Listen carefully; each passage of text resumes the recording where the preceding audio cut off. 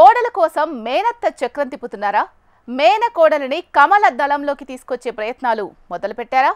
ఆమెను జూబ్లీహిల్స్ ఉప ఎన్నికల్లో పోటీ చేయించేందుకు తెర వెనుక మంతనాలు చేస్తున్నారా? ఇంతకు ఆమె పోటీ చేస్తారా?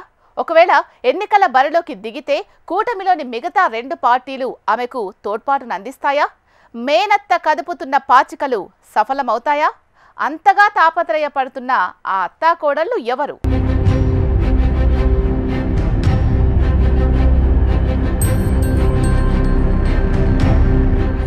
ఇంకా షెడ్యూల్ రాకముందే గ్రేటర్ హైదరాబాద్ పరిధిలోని జూబ్లీహిల్స్ ఉప ఎన్నిక హీటెక్కుతోంది.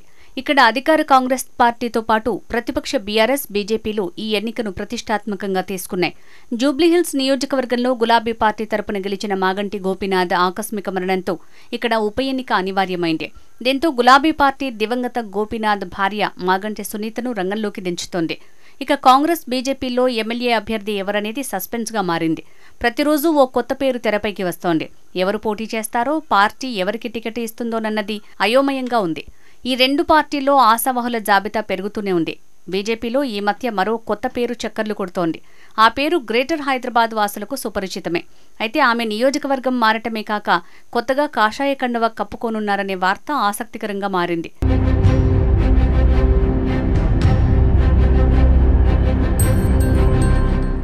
జూబ్లీహిల్స్ ఉప ఎన్నికను రాష్ట్ర బీజేపీ నాయకత్వం ఎంతో ఛాలెంజింగ్గా తీసుకుంది. ఉప ఎన్నికకు ఎన్నికల సంఘం అన్ని రకాలుగా సిద్ధమైంది. బీఆర్ఎస్ ఎమ్మెల్యే మాగంటి గోపీనాథ్ మృతితో ఖాళీ అయిన సిట్టింగ్ సీటును నిలబెట్టుకునేందుకు బీఆర్ఎస్ ప్రయత్నిస్తోంది. గోపీనాథ్ సతీమణి మాగంటి సునీతను బరిలోకి దింపనుంది. ఇక్కడ సింపతితో పాటు కమ్మ, ఆంధ్ర ఓట్లు కలిసి వస్తాయని అంచనా వేస్తోంది కారు పార్టీ అధిష్టానం. ఇక గ్రేటర్లో పట్టు సాధించేందుకు కాంగ్రెస్ ప్రయత్నాలు మొదలుపెట్టింది. ఇప్పటికే సికింద్రాబాద్ కంటోన్మెంట్ సీటును ఉప ఎన్నికలో కైవసం చేసుకున్న కాంగ్రెస్ ఇప్పుడు జూబ్లీహిల్స్ సీటును గెలుచుకోవాలని ప్లాన్ చేస్తోంది. ఇక్కడ ముస్లిం మైనారిటీ ఓటింగ్ కీలకం. కాంగ్రెస్, ఎంఐఎం మధ్య పోటీపై అంగీకారం కుదిరితే మొత్తం లెక్కే మారిపోవటం ఖాయంగా కనిపిస్తోంది.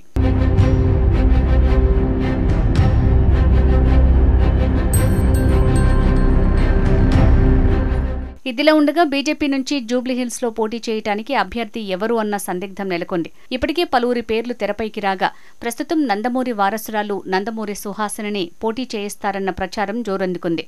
గతంలో కూకట్పల్లి నుంచి టీడీపీ అభ్యర్థిగా పోటీ చేసిన సుహాసిని ఆ తర్వాత పార్టీ కార్యకలాపాల్లో పెద్దగా పాల్గొన్న దాఖలాలు లేవు. అయితే ఆ తర్వాత జరిగిన పరిణామాల నేపథ్యంలో నందమూరి నటవారసుడు జూనియర్ ఎన్టీఆర్ను టీడీపీ పక్కనబెట్టడం, ఆయన టీడీపీకి అంటీముట్టనట్లుగా ఉండటంతో సుహాసిని పార్టీకి దూరమైనట్లు తెలుస్తోంది. గత ఎన్నికల్లో జూబ్లీహిల్స్ నుంచి బీజేపీ అభ్యర్థిగా పోటీ చేసిన దీపక్ రెడ్డి ఇప్పటికే కేంద్ర మంత్రి కిషన్ రెడ్డితో కలిసి ఏపీ సీఎం చంద్రబాబుతో మంతనాలు జరిపినట్టు సమాచారం.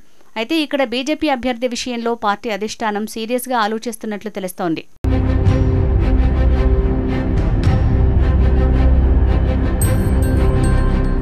జూబ్లీహిల్స్ నుంచి బీజేపీ అభ్యర్థిగా సుహాసినిని పోటీలో నిలిపేందుకు నందమూరి కూతురు బీజేపీ ఎంపీ పురంధరేశ్వరిని రంగంలోకి దింపినట్లు తెలుస్తోంది. సుహాసినితో మేనత్త పురంధరేశ్వరి ఇదివరకే సమావేశమైనట్లు సమాచారం. అయితే పార్టీ మార్పుపై మాత్రం ఎలాంటి స్పష్టత రాలేదట. అయితే తెలంగాణలో టీడీపీ అంత బలంగా లేకపోవడంతో కమలం పార్టీ ఆ స్థానంలో పోటీ చేసి టీడీపీ, జనసేన మద్దతు కూడగట్టాలని భావిస్తున్నట్లు తెలుస్తోంది. బీఆర్ఎస్ అభ్యర్థిగా మహిళ పోటీ చేస్తుండటం సుహాసినిని రంగంలోకి దించడానికి మరో కారణమని చెప్తున్నారు. జూబ్లీహిల్స్ నియోజకవర్గంలో ఆంధ్ర ఓట్లు అధికంగా ఉండటం, మాగంటి సునీత, సుహాసిని ఒకే సామాజిక వర్గానికి చెందినవారు కావటం తమకు కలిసొస్తుందని కాషాయ పార్టీ భావిస్తున్నట్లు సమాచారం.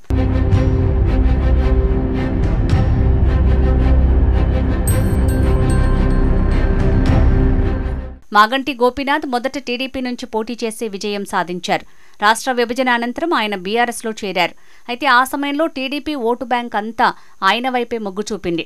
అయితే ఇప్పుడు సుహాసిని ఇక్కడ పోటీ చేస్తే నందమూరి మీద ప్రేమ ఉన్న సైకిల్ ఓటర్లు ఆమెకు మద్దతుగా నిలుస్తారని కాషాయ పార్టీ భావిస్తున్నట్లు రాజకీయ విశ్లేషకులు చెప్తున్నమాట. మరోవైపు జూబ్లీహిల్స్లో కమ్మ సామాజిక వర్గం, ఆంధ్ర సెటిలర్ల ఓటర్లు ఎక్కువగా ఉండటంతో నందమూరి సుహాసినిని బరిలోకి దింపితే కూటమి జూబ్లీహిల్స్లో మెరుగైన ఓట్లు సాధిస్తుందన్న భావన తెలుగు తమ్ముళ్లలో ఉందట. ఆమెను ఎలాగైనా ఒప్పించి పోటీ చేయించాలని స్థానిక టీడీపీ నేతలు అధిష్టానం దృష్టికి తీసుకువెళ్లినట్లు సమాచారం. అంతేకాకుండా టీడీపీ తెలంగాణలో రీఎంట్రీకి జూబ్లీహిల్స్ ఉప ఎన్నికను అస్త్రంగా వాడుకునేందుకు ప్లాన్ చేస్తోందట స్థానిక పసుపు దండు.